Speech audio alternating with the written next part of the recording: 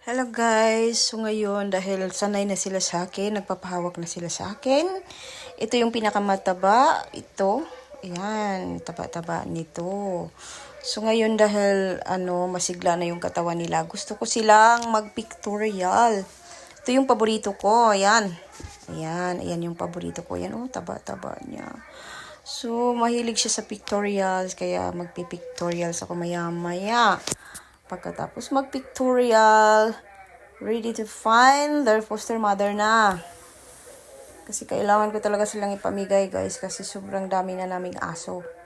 So ayan, pakainin ko muna sila maya-maya. Mayroon ng pictorials. Ito na yung pictorials niya. Wow, sobrang cute. Ito si Wally. Ito yung pinaka-gusto ko. Yan. Naglalaro na sila. Ayan, nagpapasuso siya.